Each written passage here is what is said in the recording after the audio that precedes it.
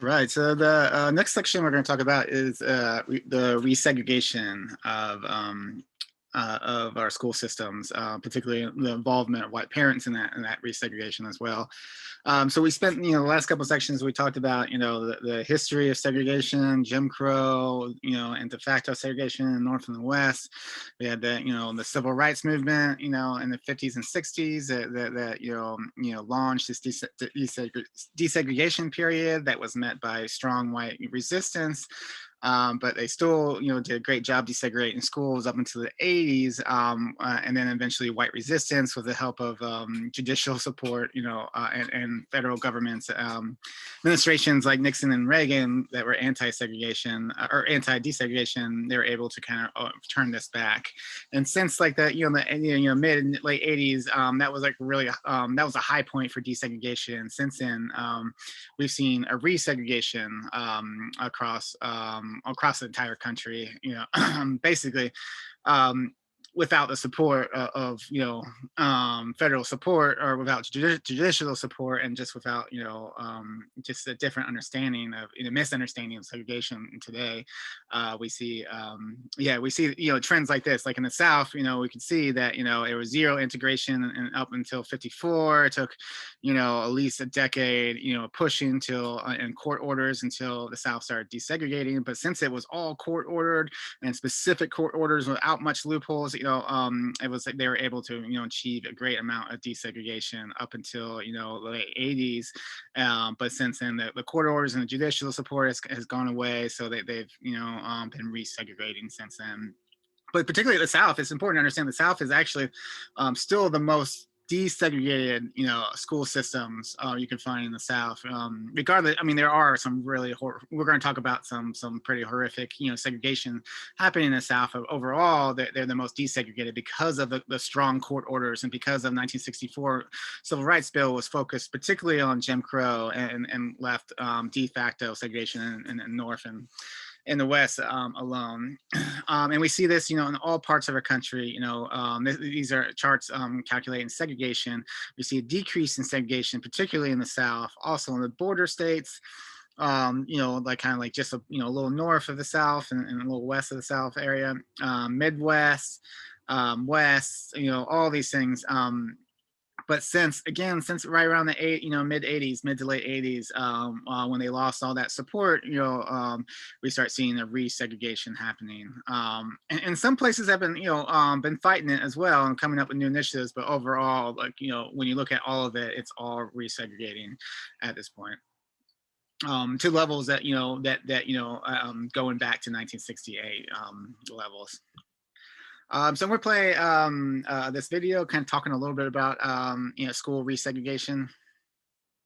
In theory, we ended school segregation 62 years ago, but in reality, things are still pretty bad today. You might be thinking, what the hell are you talking about? In Brown versus the Board of Education, the Supreme Court decided that we can't racially segregate our schools anymore. Well, that worked for a while. We definitely saw improved integration through at least the late 1980s. But today, American schools are more segregated than they were over 4 decades ago. No, seriously, that's a true story. In 2011, for example, more than 40% of Black students attended schools that were 90% people of color or more. That's up 5% from 1991, which means we're going backwards. So what's going on here? We are definitely reversing a lot of the progress that was made certainly in the late 50s and throughout the 60s. Back in the day, there were all these court orders that required schools by law to desegregate. This was a way to combat all the massive resistance to the Brown v. Board decision. Now you might be thinking, Nano, stop being so dramatic. Get out of here with all this massive resistance talk. No, massive resistance was literally the name of a policy adopted by Virginia's state government in 1956 to block desegregation efforts in public schools. But now those court orders have expired, which means school districts don't have to do the work required to make their schools less segregated. And we can thank the Supreme Court for that. Starting in the 1990s, the Supreme Court passed a series of decisions that dissolved almost all of the desegregation plans that followed Brown v. Board. In some instances, schools wanted to keep their integration plans, such as busing, because they were working so well.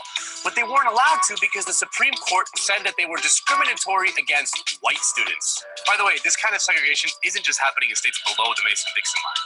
It's happening in, drumroll please, New York. The South is actually the least segregated region for Black students. And Latinos in progressive, new age, quinoa-loving, gluten-free California are the most segregated students in the country. And the epicenter of this resegregation happens to be right here in LA. That's because the Supreme Court put more demanding court orders on southern states to desegregate their schools, but didn't do the same for northern and western states. I guess the Supreme Court just thought there was no racism in the North and the West. And another major reason why our schools are still largely segregated is our neighborhoods are still largely segregated by race and income. Well, housing inequality is very much tied into educational inequality. I think some people would go as far as to say that it is really impossible to understand educational inequality without understanding the underlying housing inequality of our society. See, there's this thing called school assignment. It basically means that school districts have to decide how to assign students to the school they go to. So many of these districts are choosing to do this based on the neighborhood they live in, or residential assignments. Problem with that? Public schools are funded by local property taxes. So if a kid lives in a poor neighborhood, chances are that kid's gonna go to a school that's underfunded and not very good. In nearly half of the states, affluent districts are getting more local funding than poorer districts. Nationwide, there's a 15% difference between how much states and localities are spending per student in the poorest school districts compared to the richest ones. It may seem like chump change, but it has an impact. Where you live matters because where you live determines where you go to school. And so if you're living in a neighborhood that is of concentrated poverty, for example, or very near to that area of concentrated poverty, then that is the school that you're going to attend. Today, Black students are over 6 times more likely than white students to attend a high poverty school. That means the reality is that poor students of color aren't getting the same kind of quality education as their white middle class peers, the kind of education that Brown v. Board was aiming for. Here's the thing, school integration has been proven to have lasting positive effects on students of color and white students in all kinds of ways. So if we want to stop moving backwards, integration might just be our best bet because it improves kids' academic performance and their financial future. All right, so let's look at this resegregation period. So a lot of this, so when we talk about segregation and desegregation, resegregation, I mean, we can mean, you know, oftentimes we mean residential and oftentimes we mean we're focused on school. But, so let's look at both real quickly. Residential, overall, you know, since the 1968 Fair Housing Act, which eliminated a lot of the, you know, very explicit housing discrimination, you know, but at the same time, allows a lot of like race neutral discrimination with racist outcomes, you know, like exclusionary zoning laws, single family units, affordability and economic, credit scoring and all these things. Which we're going to talk a lot about in the next class. It's going to be focused on housing and banking discrimination. So a lot of these things are still happening, but overall, the impacts of the 1968 Fair Housing Act is still being felt, and we're gradually desegregating this country. That being said, there are a lot of pockets and a lot of areas, particularly suburbs, in this country that are resegregating and actually entrenching themselves, further and further into like white segregation. So, and at the same time, I mean, at the beginning of this class, we talked about how white people are actually the most segregated, people, and that still, is true. That is, an accurate description of what we're talking about. Because even though, like Black people, the Black communities and communities of color are resegregating, are becoming more desegregated. Sorry, there are a lot of white communities and white circles that are still very much, are entrenching into this white segregation. And we look at the data today that the Public Religion Research Institute, found that a typical white person lives in a neighborhood with 77% white and 8% Black, and a typical Black person lives in a neighborhood that 35% white and 45% Black. So 75% of whites have all white social networks with no, person of color in their social network. The typical, white American lives in a town that's 77% white, and their circle is 91%, white. And even the few non-white people in their circles, oftentimes, they're not, they don't have relationships in the way that, these people can actually give feedback about racism and white supremacy and things like that. So and that leads to a lot of, very inaccurate, assumptions by white populations. There's been a lot of studies recently that, that have found that, whether it's close to the majority, or a simple majority, they've found that, some kind of majority, of white people typically think that they're either discriminated against as much as, people of color, or discriminated even more in some studies. So it's pretty shocking, just this just the perspective, the bubble that we're creating, this white segregated bubble that continues to reinforce a lot of very dangerous, stereotypes and myths and propaganda that is often taken advantage of politically, with pushing these myths that, any kind of integration, any kind of black civil rights or black progress is a direct attack against whiteness, a direct attack against your way of life. And we see this with, like, with exit polls of why people voted for Trump, and overwhelmingly, at first we saw this economic anxiety thing, but then if you've been paying attention to the studies coming out, that was quickly dismissed. Majority of people with economic anxieties voted for Clinton in 2016, but a lot of this had to do with, just this feeling that white people were losing their racial hierarchy, losing their way of life, losing, they're losing that. It's like a zero-sum game. If black people gain, that must mean that white people are being harmed. And that's not to say white people aren't feeling, economic suffering. I mean, there's a lot of poor white towns, but they're being sold these myths that their suffering is being caused by black people gaining rights, when in reality it's being caused by capitalism and neoliberalism and a lot of other systems that they're being tricked into voting for. So it's so there is, so that's one problem with segregation.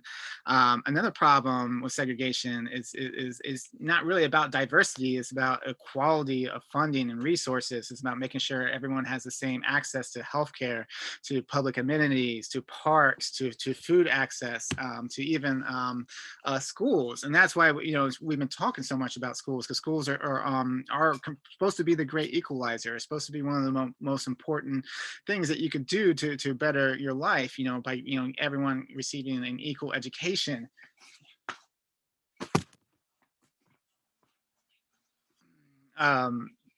But when we look at, but that's another reason why we see this, desegregation of schools as well. It's because, I mean, this is a major point of white resistance. To desegregation. So we had this, I mean, there was a reason why, there was de jure, segregation in the South, and de facto segregation in the North and the West, around schools, because they knew, that the power of having well-funded schools versus forcing people to go to, like, bad schools and underfunded schools. But when, but again, we had this, like, civil rights movement in the 50s, 60s, we start outlawing a lot of forms of particularly de jure, segregation, like Jim Crow. Then we have a lot of, federal mandates and then court orders and court cases, and we start seeing, particularly in the 70s and the 80s, a significant amount of school systems starting to desegregate, and we see an enormous amount of positive outcomes from that, from the increase of black, graduation rates, to decrease of black, dropout rates, to a decrease of testing and achievement gaps. So we see enormous amount of benefit, but then the white resistance, immediately there's been white resistance. I mean, since Brown versus Board of Education in 1954, 2 months after that decision, we see explosion of white citizen councils and KKK and in the North, white mothers organizing around desegregation plans. And I mean, there was a lot of resistance at first. There's a reason why it took at least a decade before things started to desegregate. But eventually it starts, desegregating. But then it really peaks in the 80s. And that's where massive resistance basically won out. The white resistance won on judicial level and on the presidential level, federal level, and then just, on, even like historical level, they whitewashed the history of things like busing, very successful desegregation plans to the point that most people think busing was a complete failure. And this is so we see this steady decline of desegregation, and we're resegregating our school systems at this point. This is really important because it's not just about like I said, it's not just about diversity, it's about equal opportunity. I mean, there's been tons of studies lately that have found just like that the amount of wealth and discrepancy between white students and black students is pretty significant. It's like in the billions at this point. Schools with 90% non-white population spend $733 dollars less per student than schools with majority black populations, and that across the country that equates to billions and billions of dollars that are being spent more on white students. And then we look at how many schools are classified as like high poverty areas that comprise mostly of black and Hispanic students. And at 2000 there was 7,000, and by 2014 we doubled that. There's a double amount, and these are schools that are operating in high poverty that have or they're basically segregated for only black and Hispanic students. And that is that scenario is exploding literally back to the 1968 levels at this point. And that happens through a lot of different reasons. We talked about through race neutral racism, all these new ways like of like covering up racism and segregation. Like, I just want residential schools, or I'm against government oversight, overreach, like forced busing, to residential segregation that's still being very entrenched, to white resistance, white flight, to school choice programs, giving the choice of desegregation to parents, hoping that they just make the right decisions, which never works out. But ultimately, a lot of this is happening because of the decline of judicial and government support. And we're going to talk a little bit more about that last section, as we talked a lot about the other sections before. All right, so we're going to watch a clip from an interview from Democracy Now! With Nikole Hannah-Jones. Just a heads up, in the next two sections, last two sections of this presentation, there's going to be a lot of clips from interviews from Nikole Hannah-Jones, just because she's in the last decade just done an enormous amount of research on our current state of school segregation, and particularly around how white parents, are one of the leading causes that they're continuing and preserving that segregation. But this video is going to be about the what we call judicial decline, or the decline of support from not only our judicial courts but also from our federal government, particularly during the Nixon and Reagan's era, that really launched that resegregation period that we're still in the middle of. You write in your piece, Nikole, in the mid-'60s, the Justice Department started suing segregated school systems. But under President Reagan, it began trying to close out the court orders it had once championed, often siding with school systems over civil rights groups. So then talk about where the Justice Department, under former Alabama Senator Jefferson Sessions, where he stood on all of this. So what you found was, under conservative administrations, a really reticence to enforce school desegregation orders, and in fact to try to bring them to a close, with the sense that these had gone on long enough. Now, it should be clear that there was never a moment where school systems stopped fighting desegregation. School officials didn't want integration because white communities didn't want integration, and they fought them all the whole way. And it was only under strong enforcement that you started to see integration. But Jeff Sessions, though he says he was a champion of civil rights, the record speaks very differently. And that's true of a lot of federal judges as well, who were also very eager to end these orders. And they were helped by a Supreme Court that was conservative leaning and began to say school systems didn't actually have to fully desegregate. They just had to show that they tried. And if they showed that they did it to the actual wording is the extent practicable, they could be released from their desegregation orders, even if large numbers of Black students never attended integrated schools. I mean, motivation is so hard to determine. Yes. I mean, it seems that what is needed is just to look at the facts on the ground, what the results are. Right. I mean, what's so powerful about school desegregation orders is any segregation that you find in a district, it is assumed that it is illegal, because the reason you came under the order is for violating the constitutional rights of Black children. Once a school district is released from its court order, the assumption is that the segregation is not intentional, and so plaintiffs have to prove motive. Plaintiffs in desegregation cases don't have to prove motive. All right. So particularly in the last thing that she said, just that this change from, when we were still under these federal guidelines and federal court orders to desegregate, and like the outcome, if you weren't segregating, then it was assumed that was, you're continuing segregation. But since those left, and particularly with Reagan and Nixon, and they pushed this idea now that if the outcome, if you don't have bad intent, like if you're not intending to to preserve, segregation, if it's just like, oh, we're just going with the racial imbalance of these communities, we're not, intentionally trying to, cause segregation, and the outcome is segregation, and the outcome is racism, that's, okay now, ever since these federal court orders have been repealed.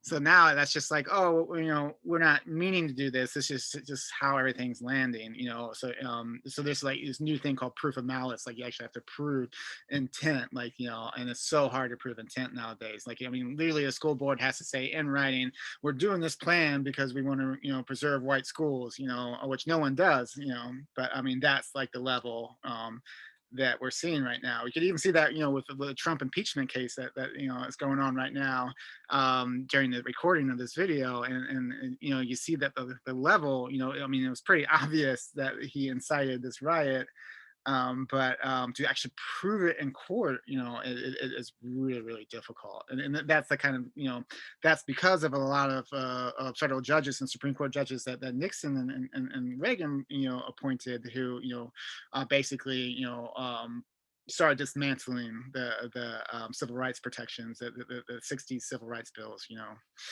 created. So I want to go through, just a couple of these court orders and how they actually, did all that. The biggest one that really launched, really, launched this resegregation movement, actually started in 1974. It's the Milliken. Milliken was like the governor of Michigan at the time, versus Bradley. I think Bradley might have been a parent.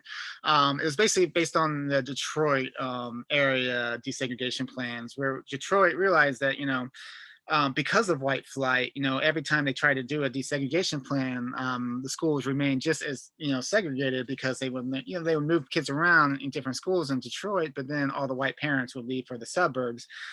So they came up with this new plan to basically bus, Detroit kids into the suburbs, at the white schools, and bus white suburb kids into, the Detroit city schools, and that way you couldn't escape it. I mean, it's really, amazing plan, because it was like one of the first plans I ever read that dealt with white flight. It was basically, they're like, you can't run from this. Like, this is, desegregation is the law of the land, and we're going to follow you into, follow your white flight into these suburbs. It was an awesome plan, but unfortunately, we start seeing the effects of this, like really, I think it was like the legislation, the Michigan, Congress, state Congress, was like, no, that's not happening. And then a bunch of federal courts said, yeah, no, actually, this is happening. This is what needs to happen. And then our Supreme Court stepped in and said, no. They're basically like, they said that, you can't desegregate based on, racial imbalances. They're like, basically paving the way to this idea that, as long as we're, not actively desegregating, then we don't have to worry about the outcomes. Or if we're not actively segregating, then we don't have to worry about segregation outcomes.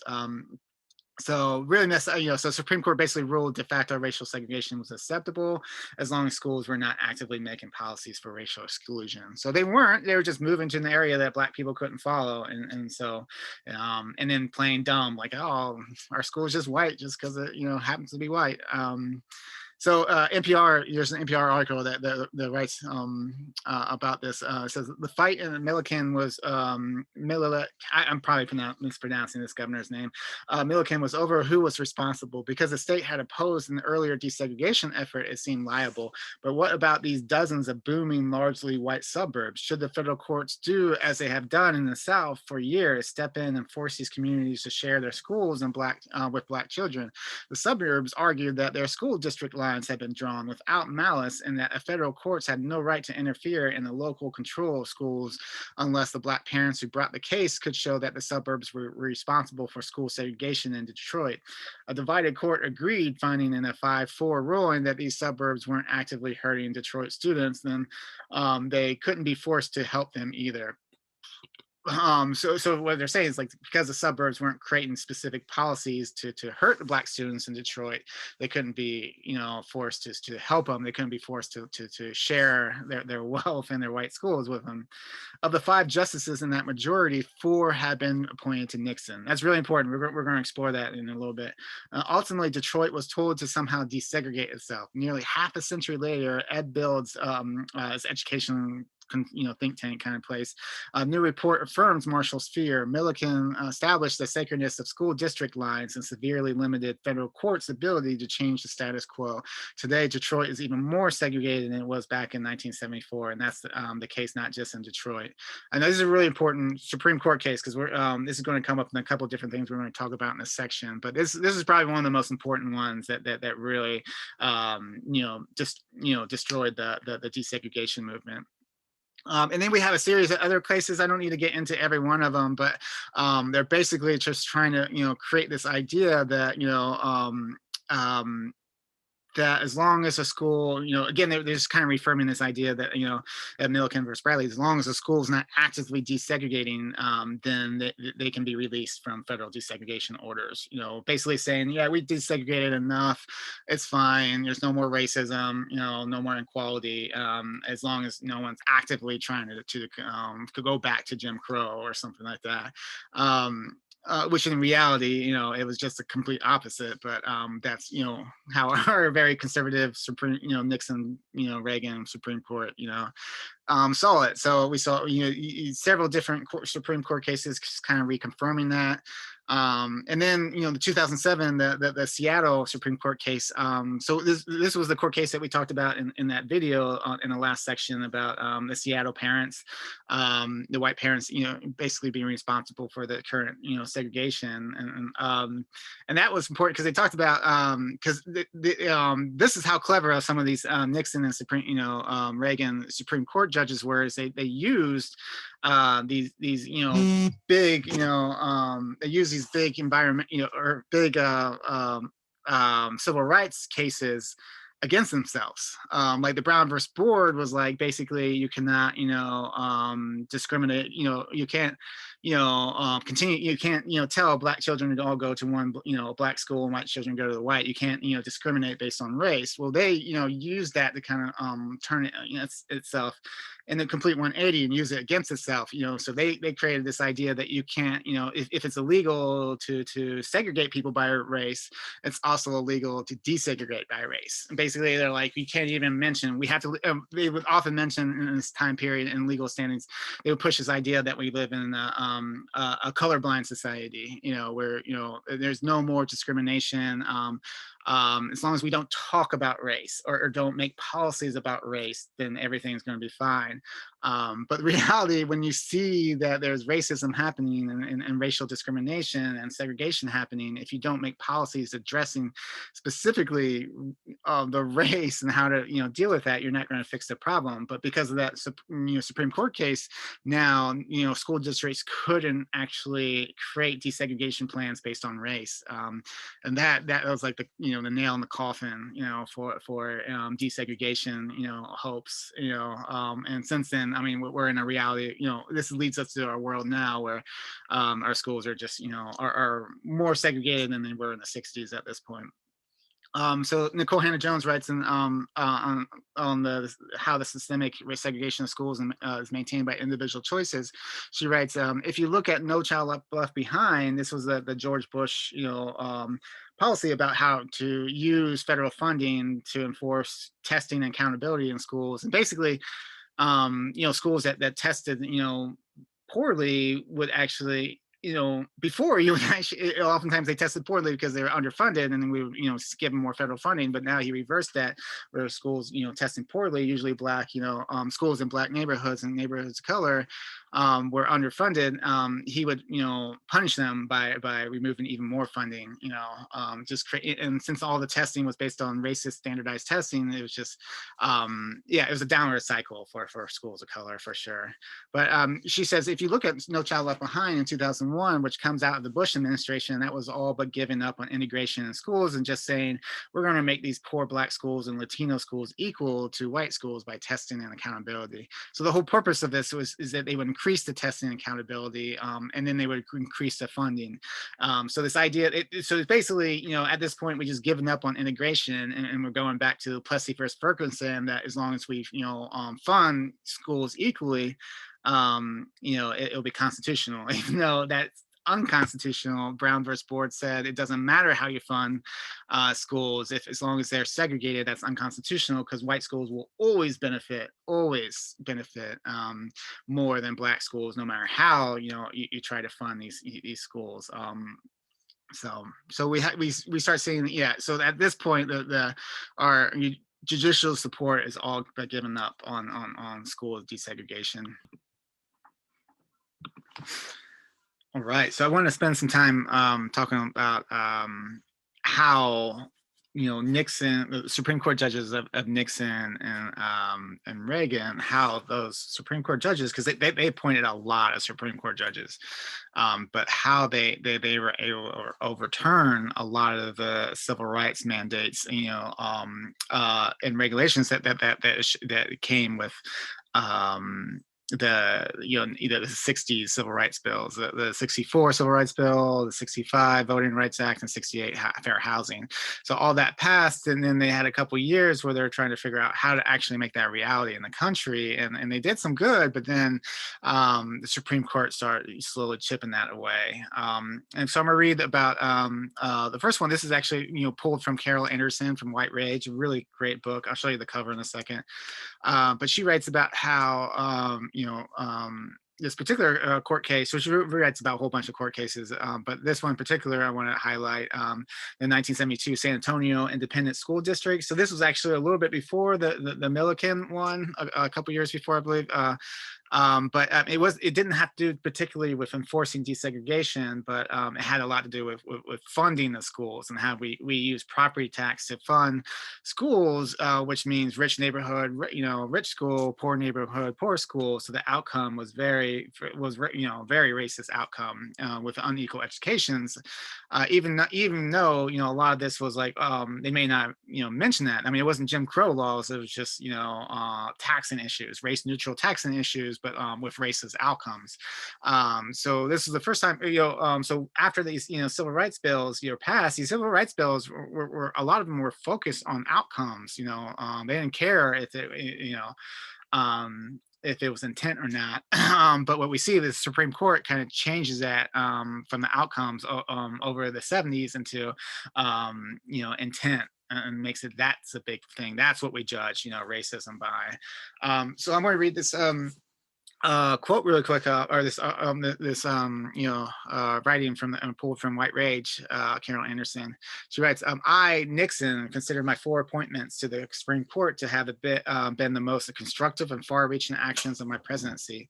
The men I appointed shared my conservative judicial philosophy and significantly affected the balances of power that had developed in the Warren Court. This was an understatement, even for Richard Nixon. The court's subsequent decisions shut down access to quality education, which which allowing blatant racial discrimination to run rampant in the criminal procedures. Two important 5-4 Supreme Court decisions in which Nixon's appointees were in the slim but decisive majority uncut the possibility that Brown would ever fully be implemented.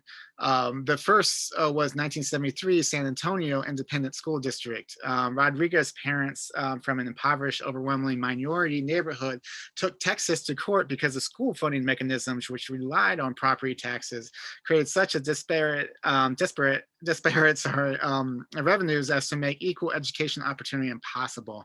Of course, the value of property on which school funding was heavily based derived from government enforcement of residential segregation and discriminatory housing laws, as well as a series of public policies and zoning decisions such as where to put landfills, erect sewage treatment plants, allow liquor stores, and improve industrial plants. Next class, we're actually going to talk about how zoning was used to basically devalue and hurt, Black communities and protect white communities. Zoning had a particular deleterious effect on Edgewood neighborhood of San Antonio, which was 96% Mexican American and Black. That section had a lowest property value in the city, as well as the lowest median income. So committed were the parents to their children's education, however, they voted for school levies that taxed their property at the highest rate in the area, which even then generated only $21 per student per academic year. Whereas the affluent, predominantly white San Antonio neighborhood of Alamo Heights, whose property tax rate was significantly lower than Edgewood, still produced enough revenue to expand $307 per pupil. Or to put it in another way, Alamo Heights secured nearly 1,500% more in funding with a significantly lower tax rate.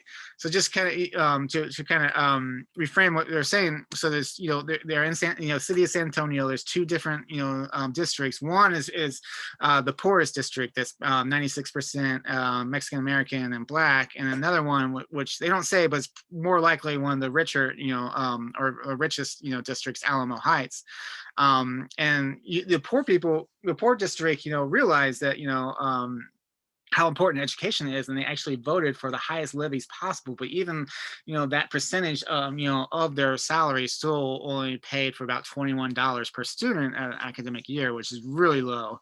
But then, the more well-off community, voted for low tax rates. When we talk about just, proportionate to their actual incomes, actually cared very less about education or funding it. But they had so much more wealth that they even, a smaller proportion of their wealth, still ended up as, they collected $307 per pupil. If that's the majority of our funding is coming from property taxes, that means, you could see just a difference between, how underfunded this poor, neighborhood school is compared to this rich neighborhood, and how much funding with little effort they have as well.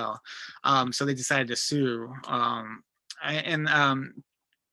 Seeing the inequity, the parents in Edgewood sued. The U.S. District Court, using Brown as a template in the survey of 110 school districts throughout the state, they found that while the wealthiest districts in Texas taxed their property at 31 cents per $100, the poorest were burdened with 70 cents. Nevertheless, the district continued even their low tax rate. The rich districts netted $525 more per pupil than the poor districts did. Clearly, the judges concluded Texas funding scheme makes education a function of the local property tax base. The district court therefore ruled that education is a fundamental right, that the state's use of wealth was a synonym for race and thus subject to judicial strict scrutiny, and that Texas's funding scheme was irrational and violated the Equal Protection Clause of the 14th Amendment. As the case moved up to the U.S. Supreme Court, Texas pleaded racial innocence and claimed not only that it was meeting the bare minimum requirements for access to education, but also that it could not and should not be held responsible for the differences between what poor districts and wealthy ones en masse. Nixon's four appointees in the court, as well as Potter Seward, who had been tapped by Eisenhower, another Republican, agreed. In March 1973, ruling that they pulled the rug out from under Brown, they found that there is no fundamental right to education in the Constitution. The justices concluded, too, that the state's funding scheme did not systemically discriminate against all poor people in Texas. And because reliance on property taxes to fund schools were used across the country, the method was not so irrational as to be insidiously discriminatory. which is crazy. They're basically saying because most of our country is doing this horrific thing. It can't be bad. For the court, then the funding scheme is which, for example, Chicago allocated 5,265 for African American pupils, while adjacent suburb schools, districts, and Niles appropriate 9,371 per student, was perfectly constitutional. Thus, despite the same kinds of rampant funding disparities that had led to Brown, Justice Lewis Powell declared that he saw no discriminatory policy at all. With presidential segregation no longer enforced by government, I think it's presidential desegregation. Sorry, there's a lot of typos in this one. With basically saying, but desegregation was not being enforced, on the presidential level, and no longer enforced by the government, whites and minorities alike felt were free to move wherever they wanted in search of better schools. The fact that most minorities, after centuries of government enforced racism in education and employment, simply did not have that economic wherewithal to move was overlooked. The next year, Nixon's Supreme Court appointees landed yet another powerful blow to Brown. This time, the case emerged in the North in Detroit, the 1974 Milliken versus Bradley, which we talked about earlier. So you could see that, who's deciding all of this, basically the fact that it's clearly, is unconstitutional and discriminatory, having, these property taxes, fund, these schools, because that's basically saying poor neighborhoods are always going to have bad schools and rich neighborhoods are always going to have good ones. But you had these, these conservative, Supreme Court judges starting from Nixon and later Reagan added to them, that basically didn't care. I mean, they found ways to basically say, no, this is constitutional, and and then that's how we move forward, in this country. We got rid of, yeah. And that's I'm going to talk a little bit more about what that looks like and how they kind of redefine what like the 60s civil rights bills identified what discrimination was, and then in the conservative Supreme Courts in the 70s basically redefined it as something that was unprovable. And we're going to talk a couple more ways how they've done that. They did this. Here's a couple court cases that although they don't deal with school segregation, they deal with how these conservative Supreme Court justices removed our ability to deal with discrimination in the 70s, creating this impossible burden of proof now, regardless of the outcome of policies. And the first case I want to talk about, this is actually a good case. This is what a lot of people consider like the last, good case around discrimination in the Supreme Court. It was a lot of people call it the high watermark case for prosecuting structural racism, because it was like the last time that basically the Supreme Court looked at outcome, not intent. For example, so what this case was about is Duke Power Company. They have a long history of racial discrimination in their employment, where they keep Black people on the lowest paying jobs and white people on the highest paying jobs. And before, the 60s civil rights bills, they're just like, that's what we want. We live in Jim Crow. We can do what we want. But now after 60 rights bills, they had to come up with new ways to do this that seem race neutral, even though they were getting their racist outcomes. So they developed, IQ tests and high school requirements to move up, for higher paying jobs. And we know, IQ tests are racist. That they're designed to benefit white people, not only in the type of questions they ask, but also in the circumstances that we live in, where white people can have better educations, typically more than Black people, and can be better prepared for these tests. But it doesn't, test intelligence or achievement. It just tests, your opportunities. And then high school diploma, again, we're living in a very segregated area, in Duke Power. I believe this was in Virginia, and where Black schools were terrible and white schools were great. So saying that you need a high school diploma, just wasn't an equal chance. So the Supreme Court agreed. They basically looked at this and said, although you never mentioned race in these these barriers, the outcome was racism. So that they said they didn't, so they ruled this discriminatory. They said good intent or absence of discriminatory intent does not redeem employment procedures or testing mechanisms that operate as built-in headways for minority groups. And unfortunately, this is important. This is how it should have gone. especially after our 60s civil rights bills, we should have started looking at outcomes, not intent. But instead, we went the other direction. Starting after this, Supreme Court case up until, in the 80s, it was, it just solidified to go in the other direction. So Ian Hannity Lopez, writes, Griggs represent, the Duke Power, Supreme Court case represented the high watermark for anti-discrimination law. Over the remaining of the decade, conservatives on the court, including Powell and Rehnquist, chipped away at the standard for proving discrimination against non-whites. By 1979, the court had embraced the racism as hate model we continue to struggle under today, demanding proof of malice on the part of a culpable actor. This bar is almost insurmountable. Absent a recorded use of racial epithet, or in court confession, malice is virtually impossible to prove. Since the Supreme Court adopted the malice test in 1979, it has never found discrimination against non-whites under that approach, not even once. As far as the court is concerned, racism against non-whites must involve proclaim animus, and that has all but disappeared. So basically, I mean, they went back to Jim Crow and said the only way discrimination can occur is if you're de jure, if you're out in the open saying, I'm doing this, to preserve the white race, or I'm doing this to hurt Black people, then that's racial discrimination.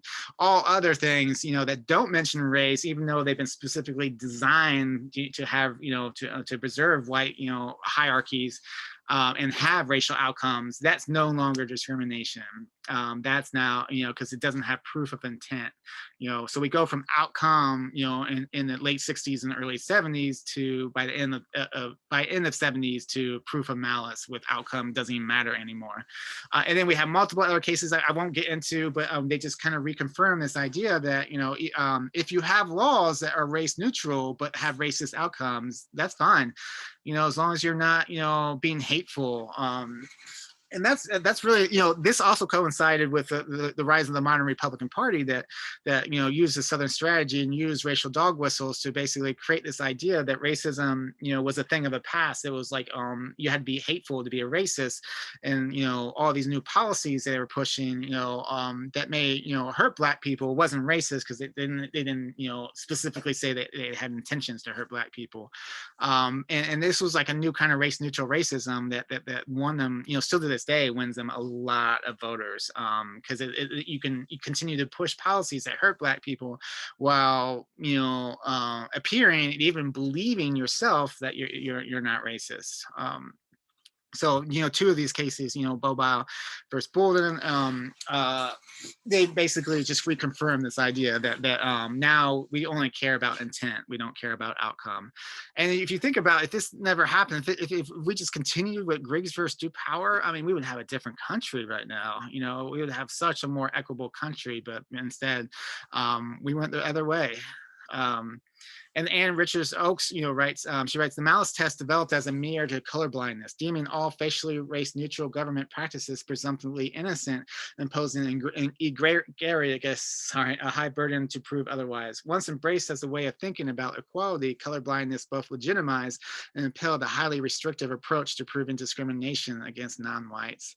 And that's important to understand too, because when you read a lot of these briefs, you see this word colorblindness. This was kind of pulled, from Brown versus Board used that argument to saying that we shouldn't discriminate against people based on their skin color, but to try to force desegregation. And they used that, they switched that on top of his head and said, well, we shouldn't help people, we shouldn't help Black people based on race, we shouldn't we should believe that we live in a colorblindness society. We fix racism with all the 60 civil rights bills, and anything else now it's just okay, we'll have a natural outcome, as long as it's not a Jim Crow, explicit racist policy, it's going to be all right, and which we know it's never been all right. So I want also, you throw in, so Eduardo Bonalil Silva, sorry, I've been talking way too much today. I wrote this really great book, Racism Without Racists, and he talks about this, like this move, to this like race neutral racism that it happens. I mean, we still have openly, hateful racist people in this country, but the majority of the racism that particularly that's hurting Black people or hurting, Black Indigenous people of color, is race neutral, or at least appears to be race neutral.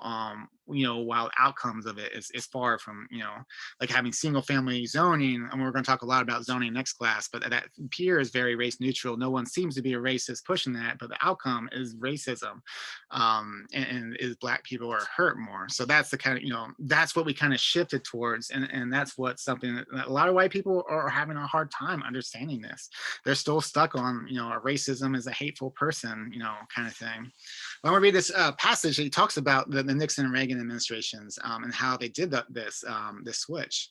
Both the Nixon and Reagan administrations, with the support of Berger and Rehnquist's Supreme Courts, executed two significant tasks to crush the promise embedded in the Civil Rights Act of 1964 and the Voting Rights Act of 1965.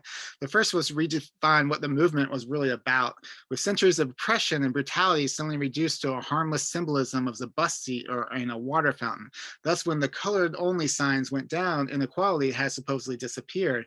By 1965, Richard Nixon asserted almost every legislative roadblock to equality of opportunity for education, jobs, and voting have been removed. Once the need for the civil rights movement was minimized and history rewritten, initiatives like President Johnson's Great Society and affirmative action, which were developed to ameliorate hundreds of years of violent and corrosive repression, were easily characterized as reverse discrimination against hardworking whites and a government handout that lazy Black people chose to take rather than work. The second key maneuver, which flowed naturally from the first, was to redefine racism itself. Confronted with civil rights headlines depicting unflattering portrayals of KKK rallies and jackbooted sheriffs, white authority transformed those damning images of white supremacy to the sole definition of racism. This simple but wickedly brilliant conceptual and linguistic shift served multiple purposes. First and foremost, it was a conscious soothing. The whittling down of racism to sheet-wearing goons allowed a cloud of racial innocence to cover many whites who, although resentful of Black progress and determined to ensure that racial inequality remained untouched, could see and project themselves as the kind of upstanding white citizens who were positively outraged of the tactics of the Ku Klux Klan. The focus of the Klan also helped to designate racism as an individual aberration rather than something systemic, institutional, and pervasive. Moreover, isolating racism to only its most virulent and visible form allowed respectable politicians and judges to push for policies that ostensibly met the standards of America's new civil rights norms, while at the same time crafting the implementation of policies to undermine and destabilize these norms, all too often leaving Black communities ravaged. The objective was to contain and neutralize the victories of the civil rights movement by painting a picture of colorblind, equal opportunity society whose doors were now wide open if only African Americans would take initiative and walk through.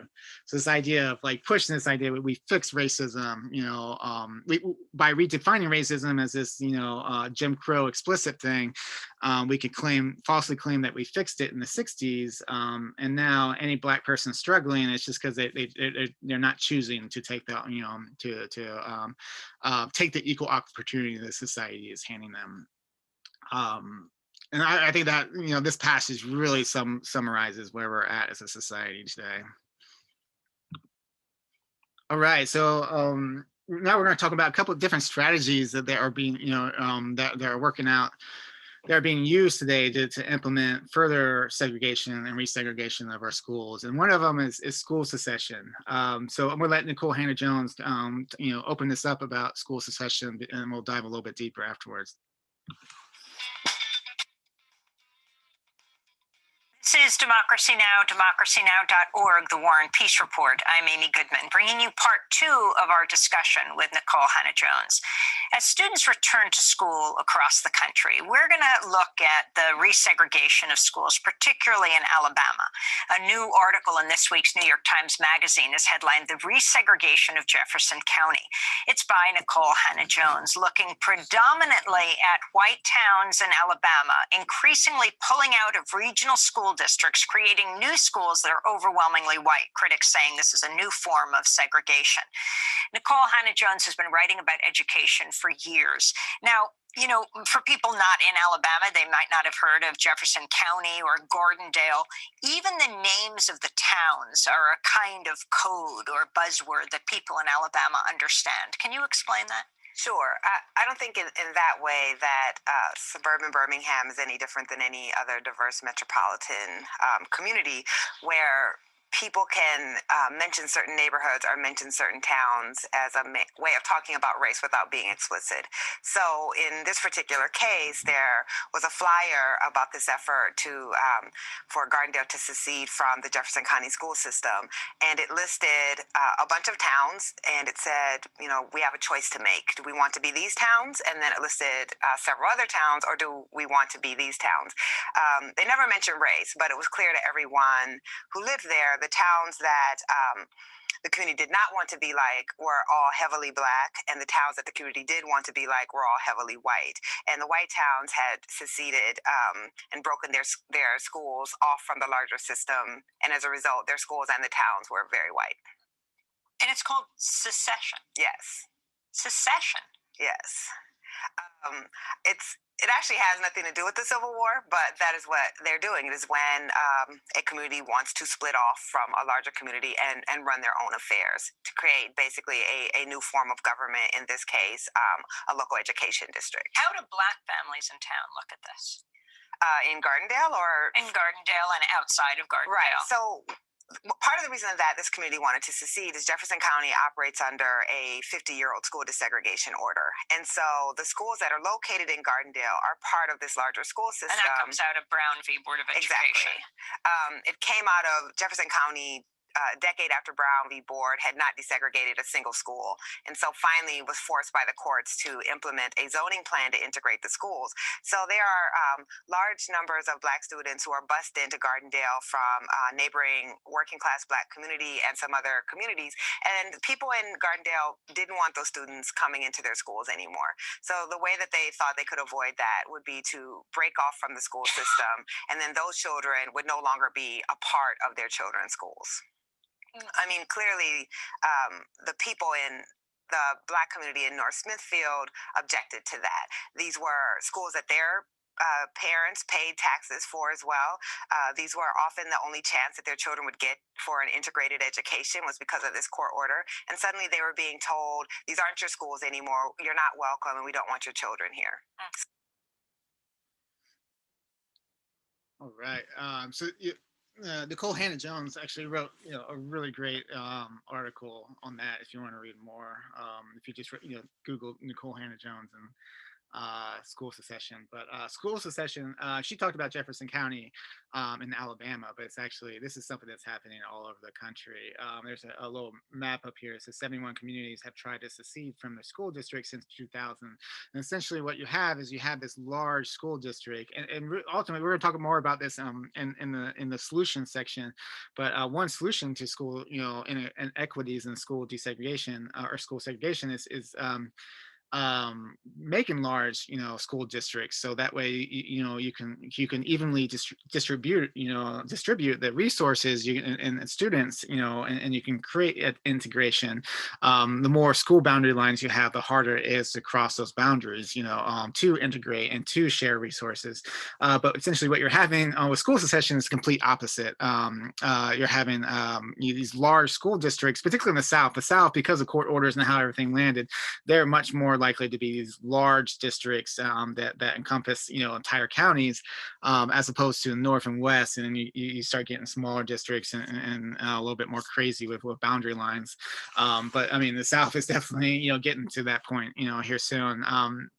But you have these large districts that, there's pockets of white rich people, but then overall it's a very diverse district. And so they tax, everyone, basically the same.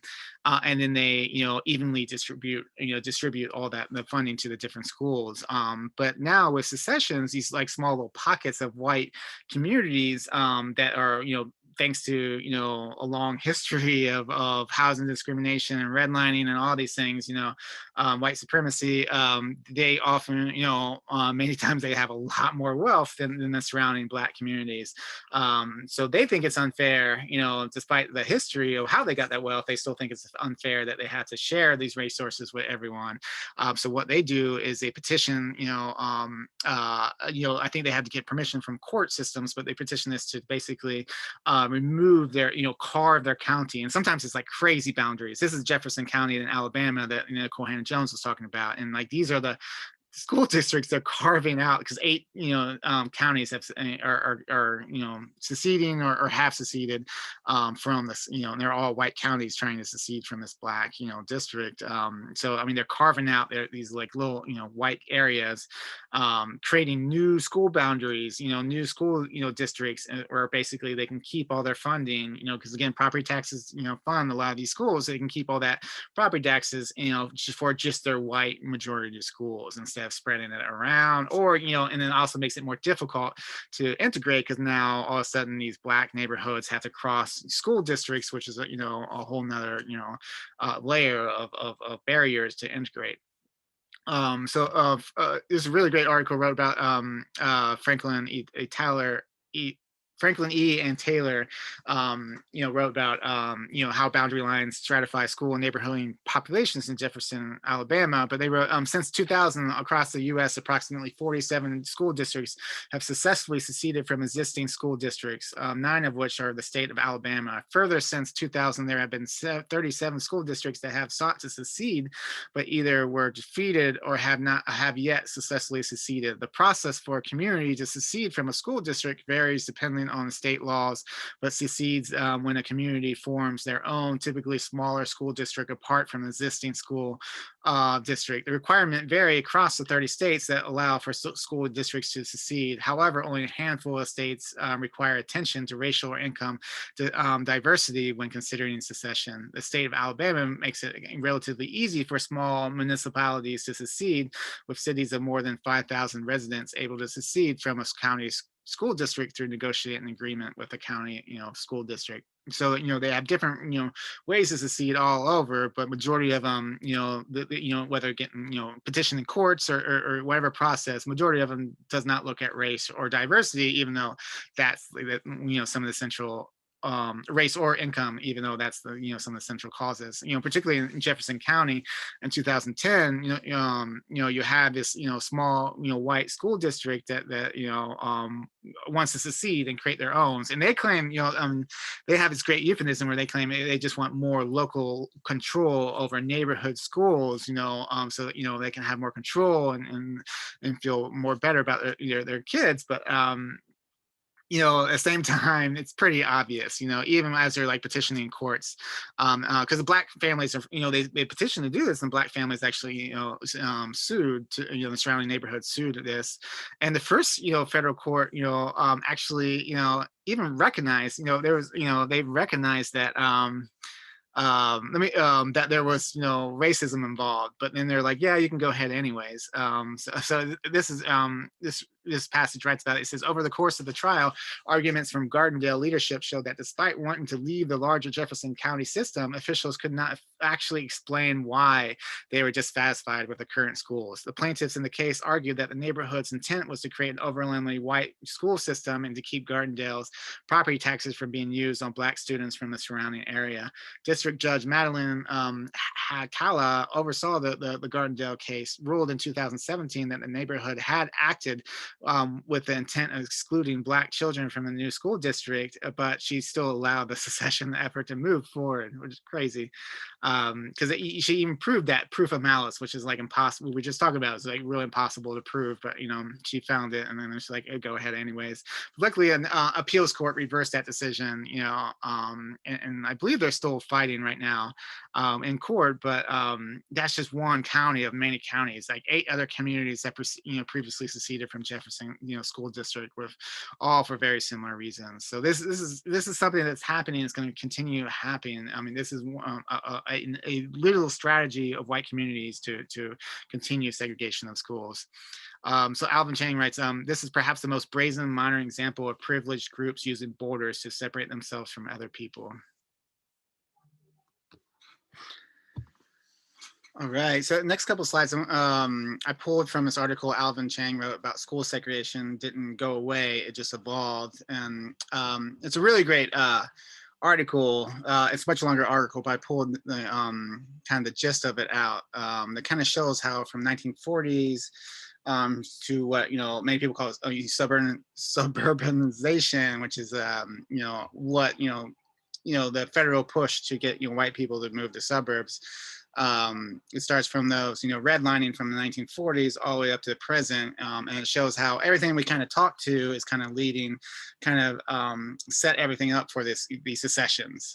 These school secessions. So it kind of, so some of this we've already talked about throughout the class, but I just kind of want to go through this article. It's just a couple slides long, and with really great graphics that kind of go with it. And it just kind of shows you the whole timeline of how we get to the point where we're literally having school districts secede from a white school district secede from diverse larger districts. So in the 1940s, the federal government started backing home loans to white people, but refused to back them to black people, and even those who wanted to live around black people. This created segregated city neighborhoods. This is commonly repeated when talking about residential segregation. But in his new book, The Color of Law, Richard Rothstein points out that the feds also backed development loans for suburban communities as long as none of the homes were sold to black people. This created segregated white suburbs. So by the time the Supreme Court integrated schools in 1954, case Brown versus Board of Education, white families who didn't want their kids to go to school with black children had a very clear opt-out choice, the suburbs, and they took that option. So you can see up here, yeah, so I mean, right when they passed the Brown versus Board, this is a school district and it's a very diverse, but then there's all these federal subsidies only for white people to move out to suburbs, and they can leave and they can have their own white segregated schools, which just kind of defunds and segregates the inner city as well. Even in the years before desegregation started, white families started to leave at alarming high rates. How might a group deploy boundaries in the law and policy around that to remove themselves from having to share their resources from disfavored others? LSU law professor Chris Tyson said, that is the story of suburbanization. Tyson, who has written on this topic, says, we take urban sprawl as a rational choice by individuals who desire bigger houses, car dependence, strip malls, and highways, but that ignores the government policies that prop up these decisions. Fast forward a few generations and we now have good schools that tend to be in suburbs and black schools that tend to be in central cities, and they track along racial lines. Tyson says it's easy to think of this as the way things are supposed to be without tracing it back to the racist roots. So in many ways, early school secession, school secession was happening way back in the 40s and 50s. It was just happening through suburbs, just people moving out to suburbs and creating their own school systems from there.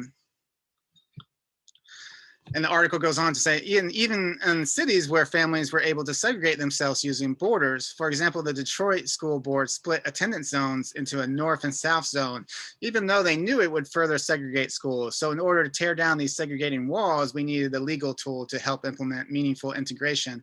This tool needed to make sure white families couldn't merely move to the other side of the border or create new borders to opt out of the social contract for people who are less fortunate. And so this is a perfect example of, here we have all white families, mostly black families, and they decided to, create the school boundary line, creating this racial segregation instead of, very simply, if they just did it the other way, then, they could, most districts aren't this clear, but there's ways where they could have actually created the school district to include, to be integrated. But instead they chose to create a lot of these school districts, especially suburban school districts, as segregated school districts. In 1970, the Detroit School Board tried to ameliorate the city's segregated schools. 4 of the 6 school board members voted for a plan that would bus high school kids from one zone to the other and vice versa to create a more racial balance. This led to bomb threats, protests, recall elections for the full 4 school board members who voted for this plan. Ultimately, the Michigan state legislation blocked the plan from going forward. It took a federal judge to nullify the state legislators' actions and allow the high school busings plan to go further.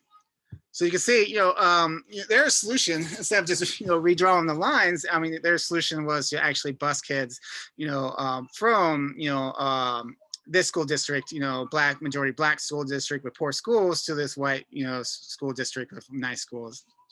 So that's where busing comes into.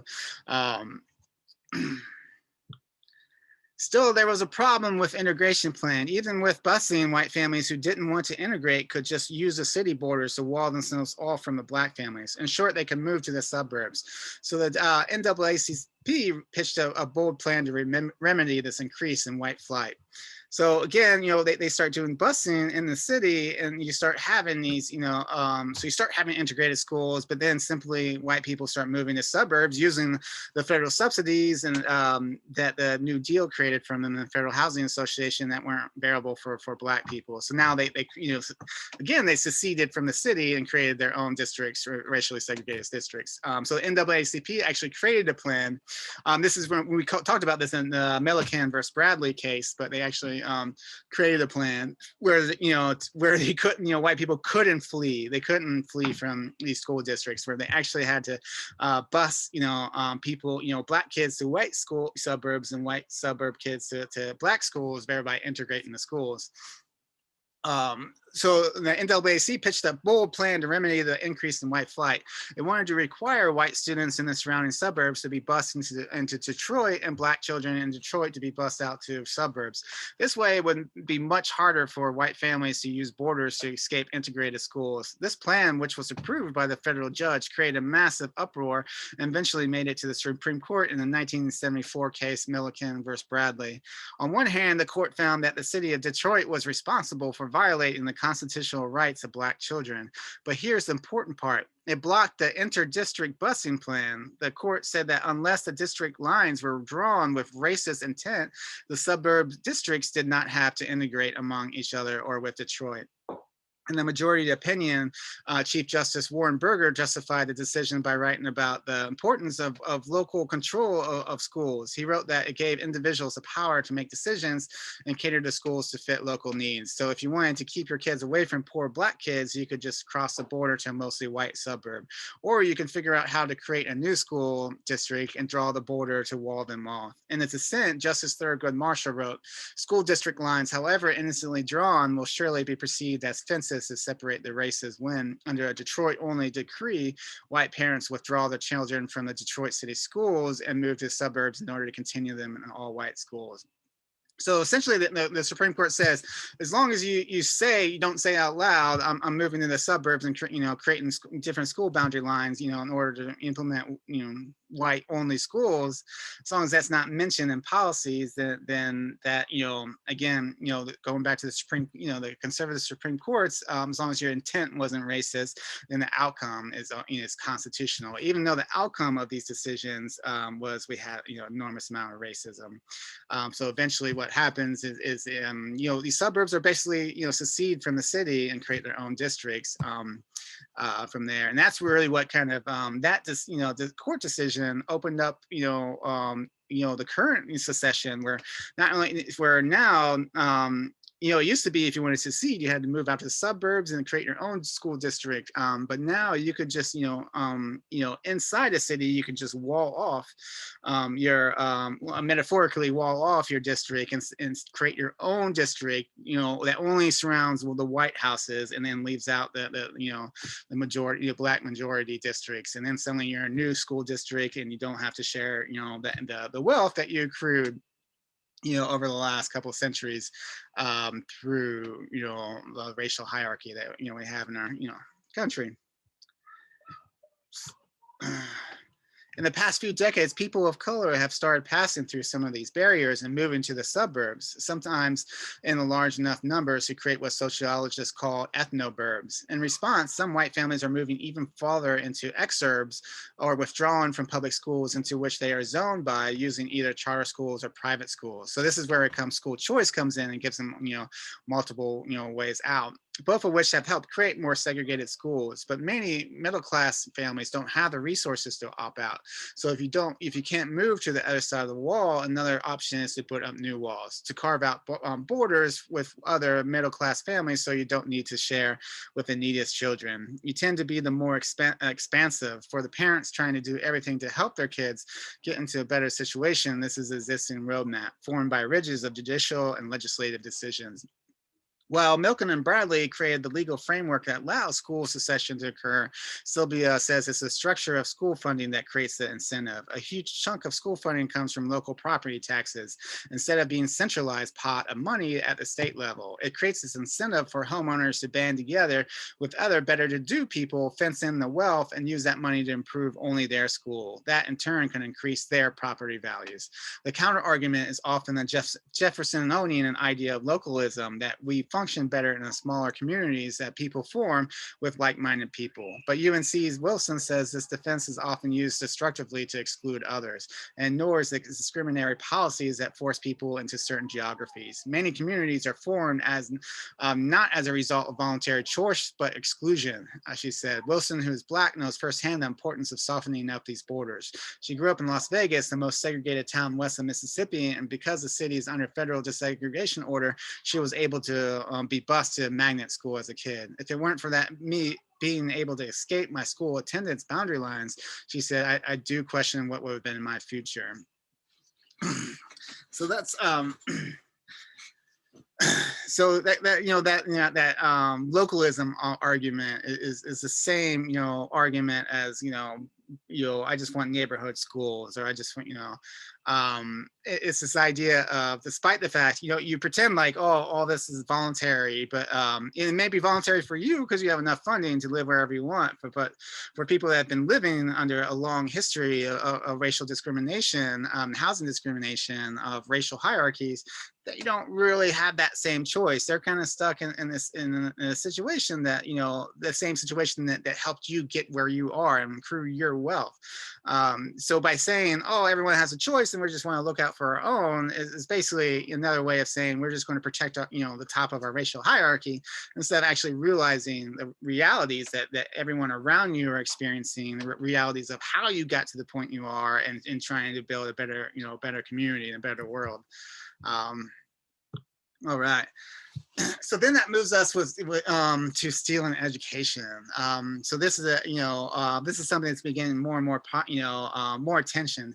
It's basically Black or just poor students, typically Black or Black Indigenous people of color, who are stuck in these concentrated areas of poverty, stuck because of historical consequences, and stuck because it's extremely hard to escape poverty.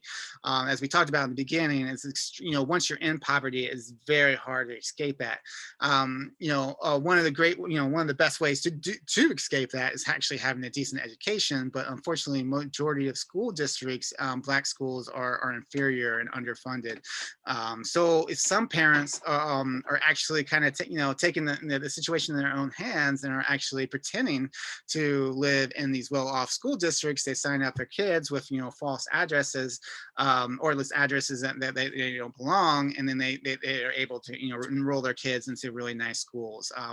And there's just a whole industry right now being paid for by these rich white schools that are basically hiring investigators and companies to start investigating and tracking parents, trying to and finding and they're prosecuting, they're trying to make examples out of a lot of these parents as well. So when they do capture them, I mean, at the very least they'll be expelled from school, but a lot of times they're actually they're pushing legal and criminal cases, and to the point that one of the more severe ones is Tanya McDowell, which she was living in Norwalk area in Connecticut. She was actually homeless, and she's originally from, and her last residence was from this poor Black neighborhood called Bridgeport, but she was actually homeless. But she was homeless in Norwalk, this really rich white neighborhood that had great white schools. And while she was homeless, she had, a 6-year-old kid. So she actually, used, I believe it was used her babysitter's address, because she didn't have an address. I mean, she legitimately was, homeless in this neighborhood, but she didn't have an address. So she used her babysitter's address, in Norwalk, to sign up, her 6-year-old to go to this really nice school, instead of sending her into this really awful underfunded school that is not like you're 6-year-old child is not going to have a great chance of escaping the poverty that were forced into. I mean, in many circumstances, these people, should be considered heroes, for what they're, doing and risking, for a better world for their children. But unfortunately, in our circumstances, they're considered criminals. And the school, Norwalk, the school wanted to make an example out of her, so they pressed for criminal charges, and they got her 5 years in prison. 5 years in prison for using your babysitter's address to sign up your kid to a school that will actually give your child a chance to survive. It's crazy, and this is happening all over. I mean, this is a severe case, but I mean, there are many cases like this, and it's pretty disturbing. And then on the other end, because you want to say, like, I mean, these parents aren't like trying to do something horrible. They're trying to provide a future, the best possible future for their child. Which, if you're Black and poor, that we consider that criminal. But if you're white, then there's much more sympathy for that. For example, Felicity Huffman, she was part of that. Last year, all those like celebrity parents. Basically bribe an SAT administrator to cheat on their tests, and get in, to get into these like colleges. And I mean, a lot of people were like, oh, she just wants the best for her child, including the judge and jury, and she got 14 days in jail. She essentially did the same thing as Tanya did, if not worse, because she actually paid to commit fraud, when Tanya, all she did is just sign up use an address from her babysitters, and she got 14 days in jail, and Tanya got 5 years. So you could just see this discrepancy. Like, this isn't about forcing laws. This is about enforcing racial hierarchies. This is about protecting white education at all costs. So it's pretty horrific. All right. So in this section, we talked about judicial decline and the support for integration declining on the judicial level and the federal level and the presidential level.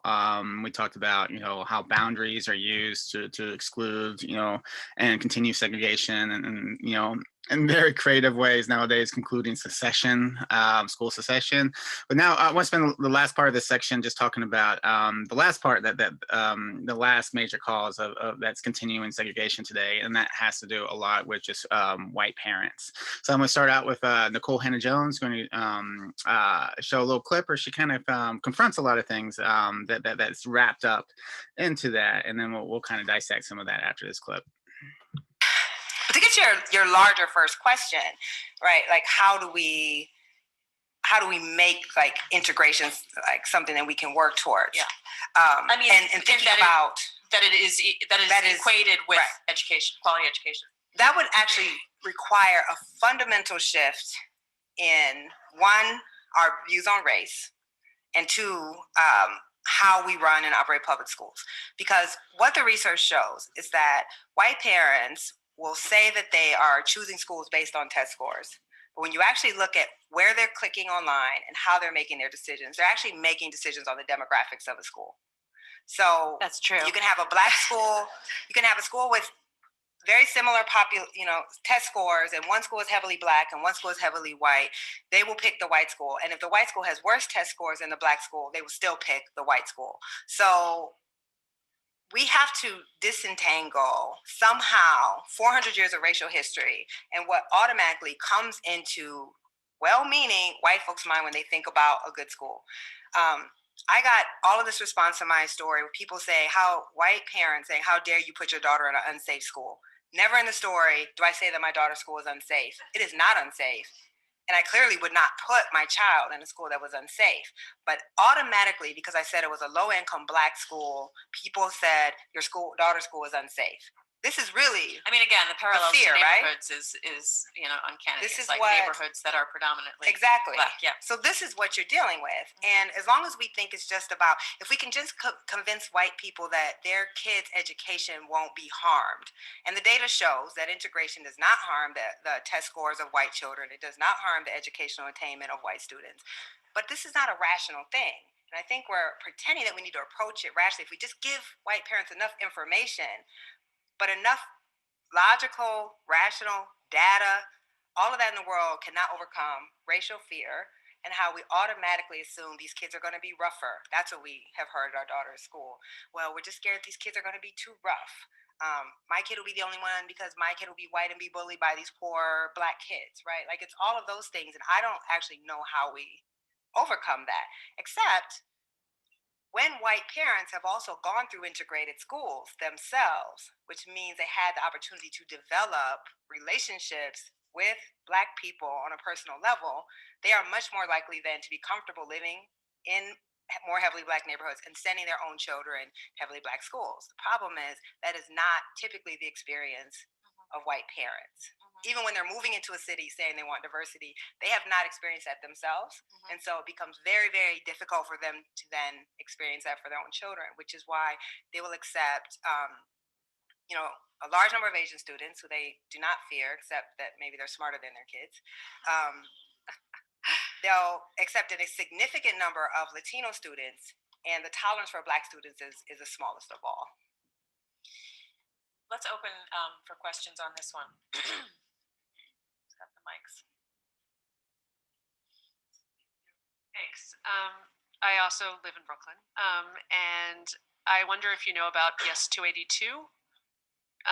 It's at the corner of 6th Avenue in Lincoln, and it's the zone right over from 321, and we're zoned for it, and I always said I would go there.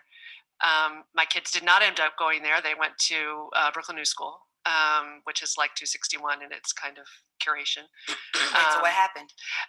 Well, I kept going and touring it, and there was, well, first of all, they had uniforms, which doesn't appeal. So I guess what I wanted to say was, in addition, there are people who choose the schools, and there's another alibi or another sort of reason. It's not just test scores. It's, I want arts for my school, my children. I want arts. I don't want it to be strict and disciplined and drilling. And I don't care about the test scores as much. I want there to be, interdisciplinary education or something like that. So I just wanted to sort of. Or you don't want them to have uniforms. Or I don't want them to have uniform. But I mean, it was all kind of a package. Right, but I think. Sorry. No, go ahead. No, I want to hear what you have to say, because this is the amazing thing about segregation and racial privilege. It is extremely adaptable. Yeah. So what you find is in segregated cities where there's a great deal of residential segregation, white parents will say, we want neighborhood schools because the neighborhood schools are going to be white. In a city like New York, where you have areas that are gentrifying or schools that may be Black schools in white neighborhoods, suddenly we want district-wide choice. I want to be able to send my child anywhere in the district, and I will put my child on a train for an hour to get a good school. Right. Or we'll say, we don't want uniforms, or we really do want uniforms, depending on what the neighborhood school is. Or I really want arts, or I really want whatever the program is. That was basically my point. Right, but what you find, and you find this all over the country, is in every community, based on community by community basis, whatever is going to preserve your access to predominantly white schools is what I'm not saying this to be funny. I'm saying this because this is actually what you can look at the data. I've written about public schools all across this country, and I can tell you, depending on the community, the values of that community are whatever going to preserve the types of schools that the parents with power want to send their kids to. And we all can do it in very race neutral language, which is how we do it. Neighborhood schools is race neutral. Choice, which has never benefited poor Black and Latino parents, is race neutral. But the thing that is the most telling is you look in any community, no matter how they order their schools, and the inequalities are exactly the same. Right. I was just going to say, I'm struck by the kind of the idea that having arts or not having uniforms or having uniforms is at the forefront for you. And this is sort of what I'm trying to get at, is that those are nice things, but also I think more importantly is that if we are not exposing our kids to other races and cultures and socioeconomic backgrounds, that to me, you'll find the art. You'll make art if that is important to you. You will talk with your kids about uniforms if that is important to you. But the proper integration has to be the most important thing. Well, look at PS8, right? PS8 gets so overcrowded. It doesn't have an art room anymore. It doesn't have a dance room anymore. You had to put the kids in trailers. I literally sat at a PowerPoint presentation where parents were like, you can fit 32 kids in a classroom. Put 32 kids in a classroom, right? These are not things that parents want. These are things that parents will trade off to keep access to this rich white school. And we need to call it out for what it is and stop talking in this other language, because we either believe in equity and equality or we don't. But there isn't this kind of, I would accept, I really wish, I want my kid to have drumming or yoga or whatever it is that you want your kid to have. And the other thing I would add, and I can say, Saba is here. We were the kids who integrated the school, and we were the smartest kids in that school. And I'm not saying this to brag. We were. Your sister got moved up, right? She's taking higher level math. We were in talented and gifted. So there's somehow this belief that Black and Latino kids, and I think we say that we believe they have just as much potential. I don't think we believe that. Oh, definitely. Right? I don't think that people think integration is important because I'm going to teach your kid something if I'm in the classroom with your kid. We don't ever think that. We only think that, we're going to help poor little Black kids to learn. We need to understand that Black kids' test scores are a reflection of the marginalization that they have in society and not of their abilities. And then when I got out of my segregated school and got into a school where I could actually learn, I'm here. But if I'm in that school that I was trapped in, I'm not here. And so until white parents actually believe that we have just as much intelligence and just as much to offer, they're never going to value integration because they don't think their kids are losing out. But I'm telling you, your kids are losing out. Yeah, I agree. I just want. All right. Well, Nikole Hannah-Jones. But I mean, she brought up a lot of really good points that we'll want to kind of explore a little bit more on the next slide. But I mean, I think the hardest part about this is like, myself, I have two kids that are about, going into the educational system, and it's tough because you do have these concerns about, trying to find the best school, but then I also have to look at things like, well, how am I judging these schools? How am I, or if my kid, if I give the best to my kid, does that mean, less fortunate kids have to, are losing out? If I, if the best option for my kid is segregation, what does that mean for non-white kids? And there's just so much more wrapped into that. And we try to numb it down, in neighborhood schools, school choice, all this stuff. Instead of, like the Nice White Parents, podcast they talked about, just how powerful the word segregation is. We don't relate these things to segregation. And when someone actually uses that word, we're kind of drawn back to, some of the realities.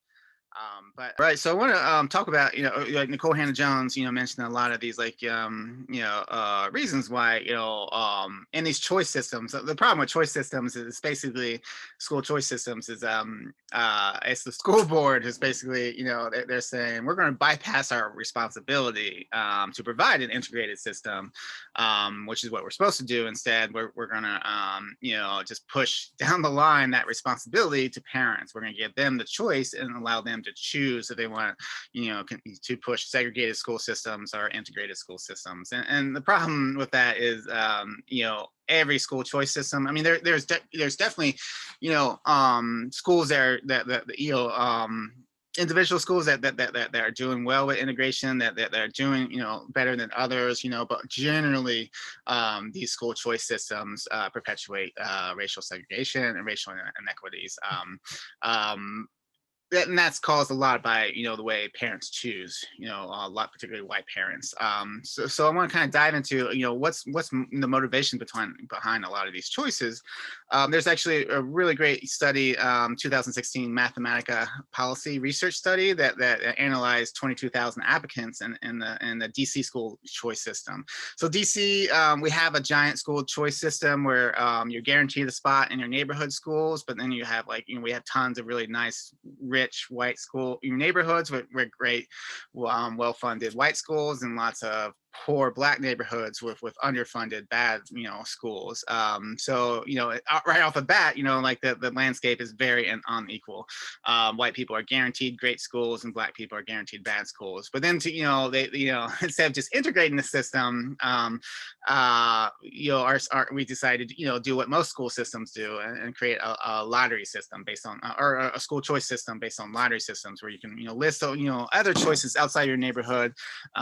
You list up to like 12 or so, and then they do a lottery, and you have a chance, a small chance of getting into other schools. And the idea is it's supposed to allow poor Black students and underfunded schools a chance to attend nicer white schools in white neighborhoods. And I'm sure it does happen to a certain point, but for the most part, like most school systems, is very complicated. You need a lot of time on your hands. It's just white parents are in a better position, based on white supremacy and racial hierarchies and racial wealth gaps and all these things. We're just based in a better position to understand and figure out and take advantage of these lottery systems. So what we find in general is poor Black kids are supposed to be the ones benefiting from these systems, but for the most part, middle-class white people are benefiting the most. They're the ones that are getting into these other school options outside of their neighborhood schools. For the most part, they're the ones benefiting the most from the school choice system. And not to say some Black kids are probably benefiting, but even when Black kids leave their neighborhood schools to attend better white schools, it's not like there's a two-way street. It's not like white kids are going to their Black schools. Instead, these Black schools are just getting underfunded and are losing their student population, and just getting worse and worse. So ultimately, not to say, there were some really great schools and really great circumstances in DC, but ultimately the system is creating racial segregation and racial inequities right now. So this study, this Mathematica study, analyzed all these applicants to try to find out, what is driving these choices, particularly around, white parents, what's causing white parents to choose the more segregated routes. And they found, a whole variety of different choices, from proximity to home, test scores, after-school activities, uniform policies, class sizes, surrounding neighborhoods, racial, social, economic makeups, the school body, and the neighborhoods around there. So they found there's a lot of different reasons. For the most part, people were like, oh, it's all achievement, it's all test scores. But they found when they broke that down, there was a lot more reasons behind that. But they did find three big reasons that was driving the majority of choices. And one was, yes, test scores, which is also problematic because our test scores, our tests are we talked already a lot about this. Our tests are very racist. They produce racist outcomes. So when you rely on test scores, you're basically perpetuating these racist systems. To schools closer to home, which is a huge thing in DC, because if you get into a school that's on the other side of the city, you're spending 3 to 4 hours in traffic. We have horrific traffic, so that's something that is very unique to DC. I'm sure unique to a couple other cities as well. So that's a big factor, is how long do I want to spend in traffic. But then the third one they found was demographics. So they found that schools were where their own child would be alongside more peers of his or her same race and class was a major factor. Particularly among white and higher income applicants had the strongest preference for their children to remain in groups. So white higher income applicants really were wanted to keep their kids around other white high income students. And then they found like Black elementary school parents were essentially indifferent to the school racial makeup. So there wasn't like a whole lot there wasn't a whole lot of Black parents that were opposing integration. And it's important to understand that why we sell this like BS myth that racism is this like evil and thing that only hateful people do, and that's there are very hateful racist people in this country for sure, but that's like a small percentage. Majority of the racism in this country is really done by well-intended people that don't want to be racist, that believe in integration, but they're making decisions, whether they're aware or not, that's leading to racist outcomes. that's leading to outcomes that are hurting Black kids. And that could be a whole number of reasons why. And I have a small list. This is not a definitive list, but this is something that we really need to start processing as white people. What's, choosing, making us choose these, what's behind our choices, whether we're conscious of them or not. We need to be more conscious, basically. And the big one is like internalizations of anti-Blackness. And that's something that we all grew up in this white supremacy society. I don't care if you grew up in the most woke family ever, you absorb anti-Blackness through your media, culture, education, parents, community, school, friends group, you absorb this.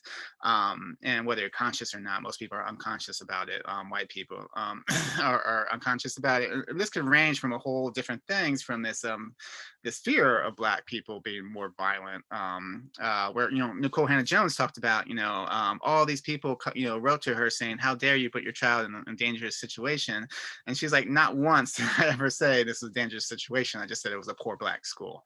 But we automatically feel that way, and not to say, I mean, there's different levels of safety with different schools, and at the same time, we tend to overemphasize any kind of threat in Black schools while underemphasizing the same in white schools. Because I mean, there's violence, there's issues, there's problems in white and Black schools, but we tend to kind of directly focus and overemphasize any kind of threat in Black schools and make them seem more dangerous.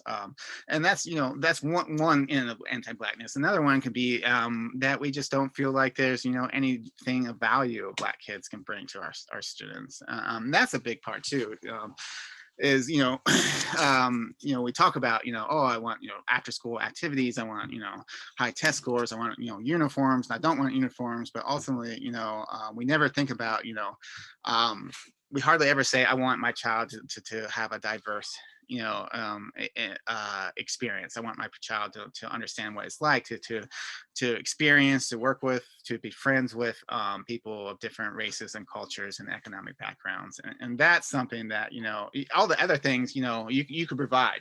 You can, sign your kid up for music classes, art classes, get them tutors, whatever. But, I mean, that it's really hard to create that experience, and that's a really big one. And we, as parents, we don't value that as much because we do have that internalized anti-Blackness, and that's something that we need to understand the value behind that, the value of because it's not just about it's not like some magical thing that white students rub off to Black kids.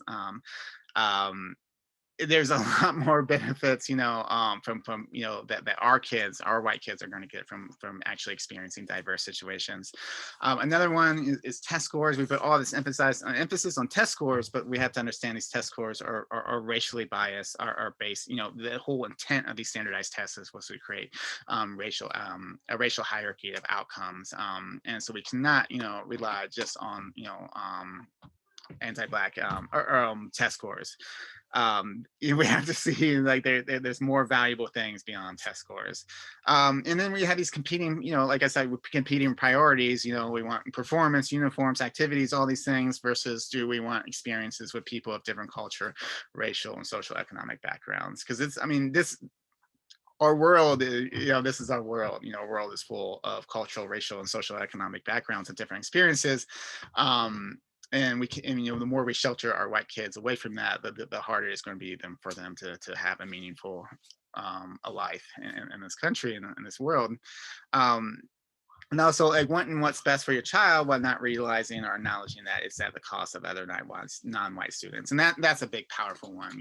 I mean, it's so easy to be like, oh, I just want the best for my child. Of course, all parents want what's best for our child. But we also have to understand that, white parents are in a particular position where they can choose what's best for their child at the cost of everyone, of Black children, of Black, Indigenous people, of colorist children.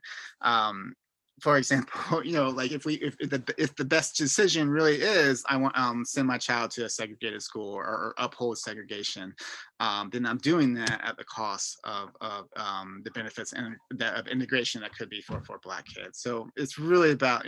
I mean, sometimes it is that zero sum. I mean, like if you believe in integration, we need to support it. But what's happening is we have all these liberal white parents who believe in integration, but then are sending their child to a segregated school. So, and that really comes down to this difficulty of, also living our values, because it's so easy to say I'm anti-racist. It's so easy to say I don't believe in white supremacy. I don't believe in, inequality, all this stuff. But the actions speak louder than words. And if we're sending our kids to segregated schools, if we're supporting segregation, then we're opposing, everything, all our values at this point. So I really like this quote from Nice White Parents that says, I thought about the things that we say, nice white parents to each other, about why we won't send our kids to segregated schools, because they're too strict or too chaotic or too disruptive, because the test scores are bad, because we want more play, we want fewer worksheets, because we don't want to ride a bus, we don't want uniforms, we don't want tests, we want innocence. We need it to protect us from the reality that we are the ones creating the segregation, and we're not sure we're ready to give it up. So that's the reality that we need to live with. Is like we can have all these reasons for this, and they can, sound race neutral. They could feel, important. They could feel like they're, our duty as parents, but ultimately, the outcomes. We need to look at the outcomes. Ultimately, we're the ones perpetuating segregation through these choices. And also, this may not, even though it feels like what's best for our kids, it may not be what's best for our kids. What's best for our kids really could be preparing them to have, to live in this culturally and racially diverse, society. And that would be sending them into an integrated environment. So I want to talk about two more things too, like tipping points and bliss points. So I'll start out with tipping point. So tipping point, we're actually going to talk more about this next class. Tipping point has to do with more with residential segregation. It's basically there's these organizations that actually have found mathematical percentages, through equations in history of the percentage of the demographics of a community, that once it hits a, like if there's a white community and Black people start moving in, they've actually found through different studies that there's a percentage of Black people that white people will tolerate, and once that gets past that tipping point, then white people start moving to the suburbs or moving away from these communities, because it gets it's starting to trigger all these anti-Black internalizations that we have. And David Card, a Berkeley economist, wrote the tipping point has been slowly but steadily rising from at 11.9% minority share in the period from 1970 to 80 to 13.5% in 1980 to 90 to 14.5% in 1990 to 2000.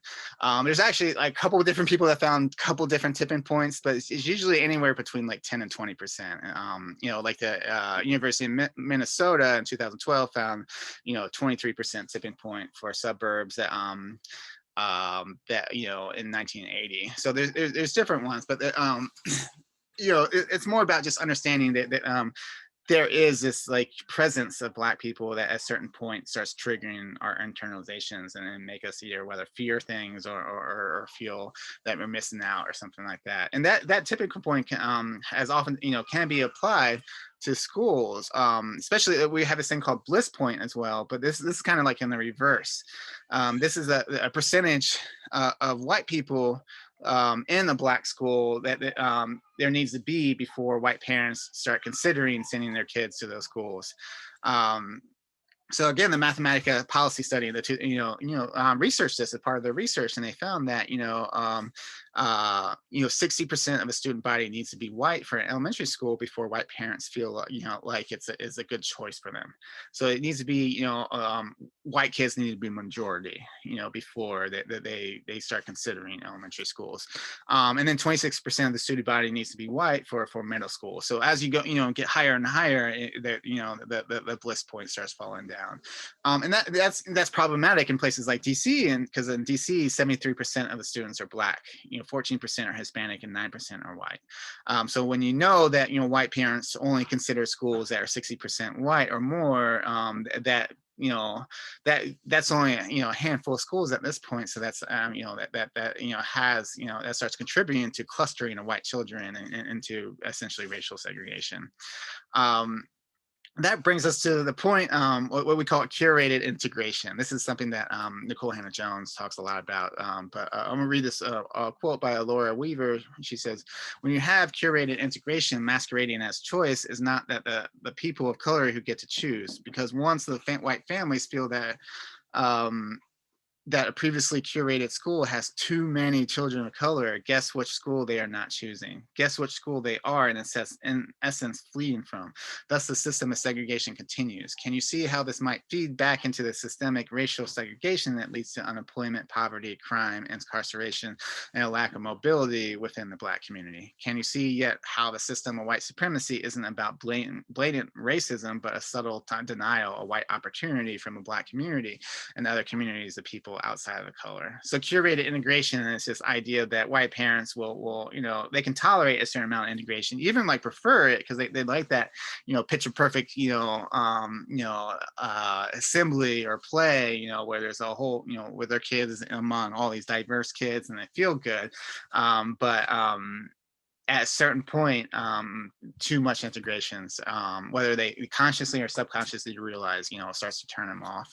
And at a certain point, when there's too many Black kids in a school, that no longer becomes a good option, for white parents. All right, so the next clip it's another Nikole Hannah-Jones interview where she talks about that dilemma that a lot of well-intentioned white parents feel that they support integration, they want equality, they oppose white supremacy and racism. It's just when it comes to their child, it's just hard to make that same decision when you have the opportunity to advantage your child over Black children and over children that don't have the same privilege and access that white families and white communities have. I read this earlier, but it's another nice white parents podcast quote where she talks about Elaine, this person that was for integration but ultimately sent her child to segregated schools that benefited her child more in certain ways, while at the cost of the Black children in the area. So it says Elaine was not for segregation, but in the end, she wasn't really for integration either. All of her choices she made, choices she had the luxury of making, were meant to advantage her own kids. That's what parents do. And that's the dilemma that we need to start confronting and need to start understanding. And Nikole, Hannah-Jones talks a little bit more about that in this clip.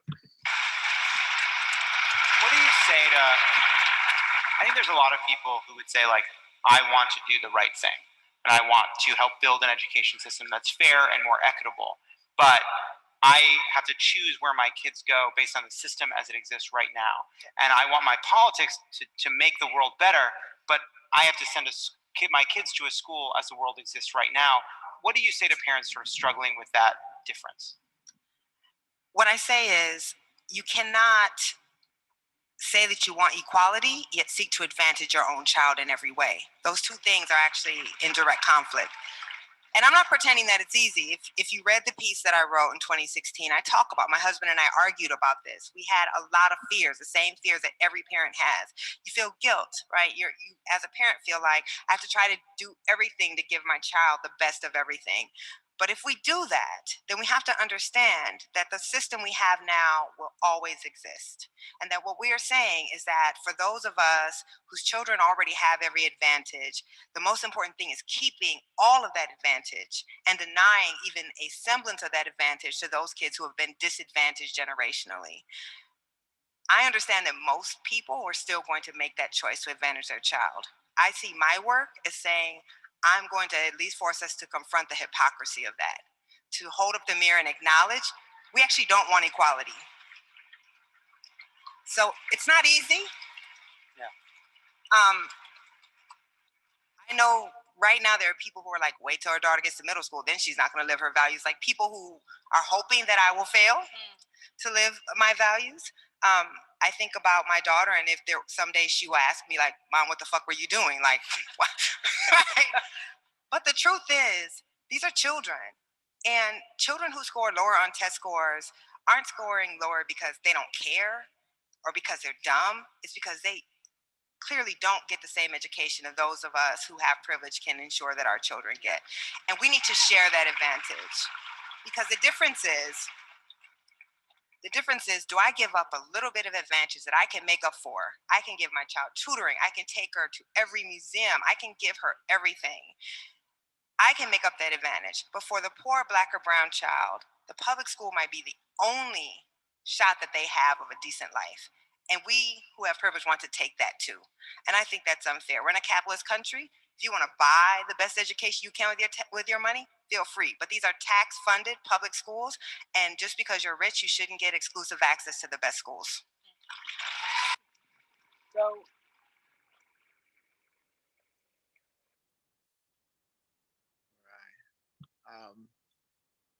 so also wanted to next talk about so we are in the middle of a international pandemic right now, and the vast majority of kids right now, their schools are closed, across the world, particularly, so reading the statistics, like 1.2 billion kids right now, their schools are closed, and a lot of them have this opportunity to learn at home, to have a online education, but unfortunately, for many people, especially the people where we see where our society kind of falls on, we can see the inequities in our society, and that is really coming out right now of like who has the ability and access to continue their education at home, and who doesn't.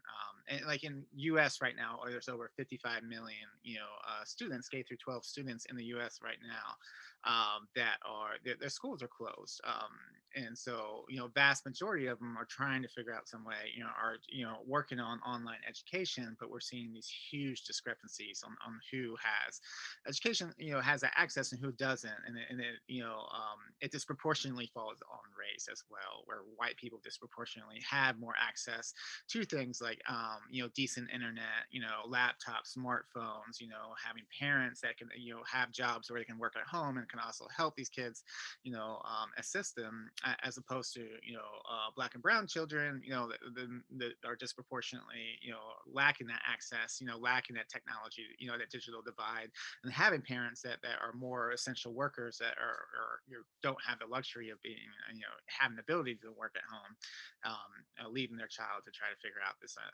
by themselves. And there's this article, John Allen and Daryl West, they're researching the inequities exposed by COVID-19, and they're talking about how a McKeskey analysis found that 40% of African American students and 30% of Hispanic students in the U.S.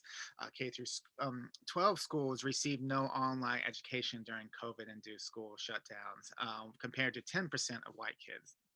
So these gaps in access to online education and digital services widen the already substantial educational inequalities that exist, but push them to new heights. And to be real, all that's bad right now. Even like the 10% of white kids who imagine most of them are living in poverty, don't have access. Like that's horrific, but we also have to understand that, on top of that class issue, there's a huge race issue, and disproportionately, Black and brown kids are lacking access to online education right now, which is going to severely hurt them when all the schools go back. The FCC did a study where they estimated it would take $40 billion right now, investment to just close what we call the broadband gap, or the internet access gap.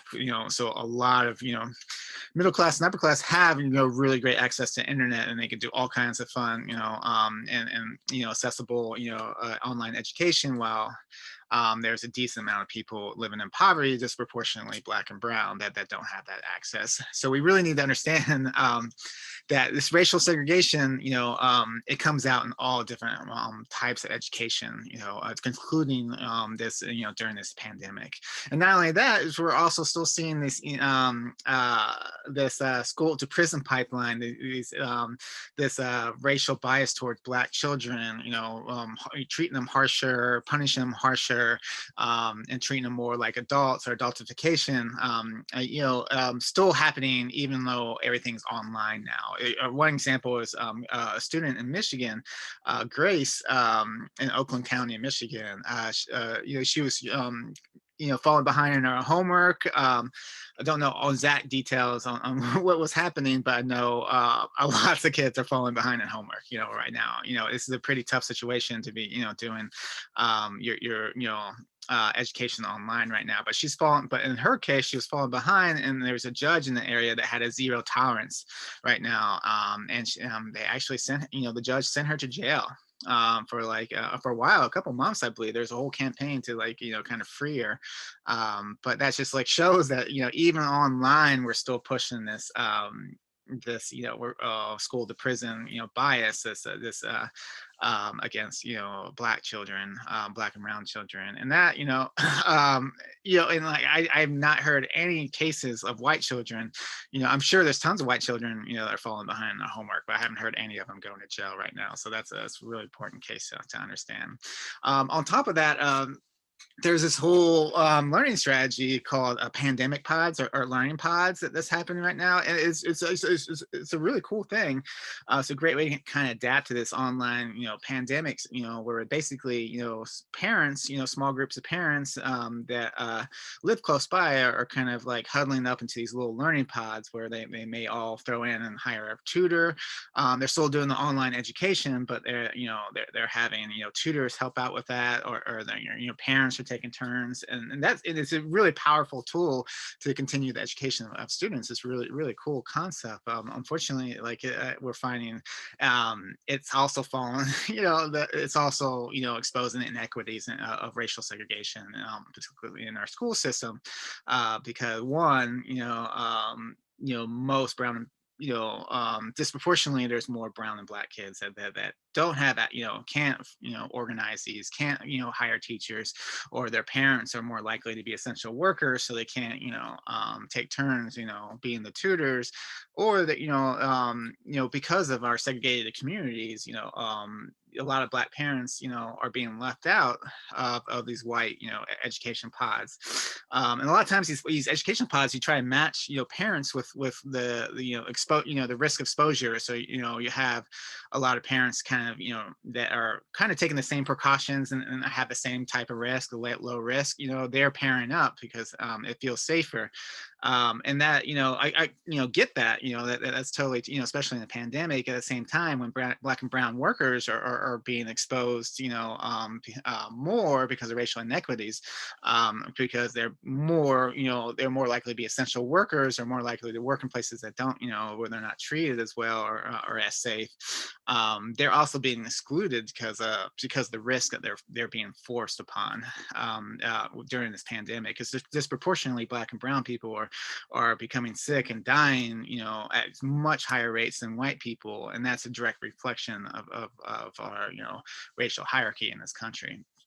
But I want to read this quote by Clara Tottenberg Green that writes a little bit more about this. She wrote a really great article about this called The Latest in School Segregation, Private Pandemic Pods. But she wrote, at face value, learning pods seem a necessary solution to a current crisis, but in practice, they will exacerbate inequities, racial segregation, and the opportunity gap within schools. Children whose parents have the means to participate in learning pods will most likely return to school academically ahead, while many low-income children will struggle at home without computers or reliable internet for online learning.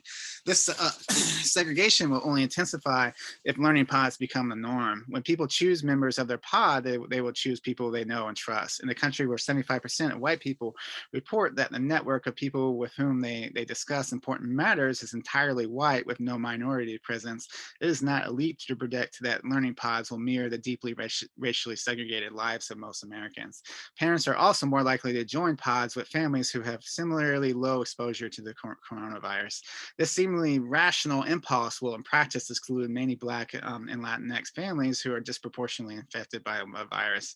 In New York City, a staggering 75% of all the city's essential workers are people of color. In Georgia, Black people make up a third of the population, but as end of June, they accounted for about half of the COVID-19 hospitalizations and deaths in the states. Will privileged families that have limited exposure to the virus willingly opt into learning pods with children of essential workers? And if learning pod parents have to pay to hire someone or be among the parents able to supervise on a rotating duty, is this even an option for low-income families working in essential jobs? So this is what ultimately what this is saying is, like, pandemic pods are great. Don't stop doing pandemic pods, but realize that if you're not intentional about this, you're just going to mirror the same racial segregation and racial inequities that our societies already have. So, like, if you're doing a pandemic pod, try to be more inclusive, try to reach out to some parents, try to understand that there may be different levels of exposure, and that's it's not fair that other families are forced to be exposed, and maybe try to understand, like, how can we be inclusive of this while also being safe. So there's just be intentional about it. And there's lots of great articles to learn how to actually be, make it more inclusive. So the last video I want to play in this section before we talk and go and move to the next section all about the solutions is just one more Nikole Hannah-Jones video, but it talks about, the difference between poor white schools and poor Black schools, because we talk a lot, especially about, all schools, like, almost all schools are underfunded. There's a lot of poor people in this country. There's a lot of poor white people in countries, a lot of poor white schools. So it's easy just to, kind of fall into, like, thinking that it's just an economic thing, or it's just a class thing. And then that's true. We need to pay attention to that, but we also need to realize that there's a larger race issue that's happening along these lines. That race is oftentimes more of an indicator of lack of funds and poverty and racial inequity than class in this country. For example, Eve Ewan and Ghosts in Schoolyards, right? Segregation breakdowns along racial lines in both housing and schools. Affluent Black people in this country are more likely to live in low-income Black neighborhoods than they are to live alongside white affluent people. Low-income white people are more likely to live alongside white affluent people because that's the way housing breaks down, and that's a huge implication for the kind of schools we have. So that's why it's saying that even if you're a rich Black person, you're still more likely not to be able to be denied access to white rich neighborhoods. You're still more likely to be concentrated into poor Black neighborhoods, as opposed to poor white people are more likely to have that access into white rich school neighborhoods, or at least better neighborhoods, allowing them to have access to the better schools. So there is a class thing going on in this country, but there's also a very powerful race thing that we need to pay attention to. So I'm going to play this video. It's going to talk a little bit more about that. Yeah, so as I said in the speech, of course there are disadvantaged white schools. And when I advocate for Black children, it's not at the expense of other children. I believe that all of our children are deserving of a quality, well-funded public education. What I will say, though, is that there is a distinct difference between you're attending a poor public school because you happen to live in a poor community, or you're attending a poor public school because you're Black and we live in a fundamentally racist society that is ensuring that this is the type of education that you're going to receive. So it's not to say that white kids don't struggle, but they don't struggle because they're Black. And the truth is, if you look at the data, most Black kids attend a majority impoverished school. Most Black kids are not poor. So what that tells you is that there is a distinct racial advantage that Black people experience that has nothing to do with class. And the typical middle-class Black child is in a high poverty school and is in a poor neighborhood than the typical poor white child. And on average, poor white children, according to the US Census, live in middle-class white neighborhoods, and poor white children actually live in more advantaged neighborhoods than middle-class Black children. So, of course, I care about white children who are not receiving a quality education, but most people, you didn't bring up Appalachia, so I appreciate that, because people always bring up Appalachia. And I'm like, if you can only bring up one place where this is true for white kids, you just made my point. Because I can show you any community in the country, rural, suburban, or urban, where Black kids are, and this is the education that they receive.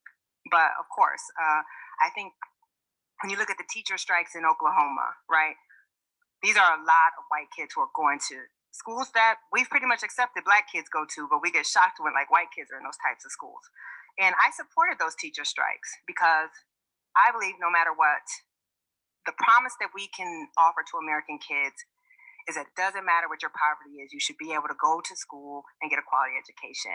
And I think that we are fundamentally failing a lot of kids, no matter their color, but we're particularly failing Black kids. You're welcome.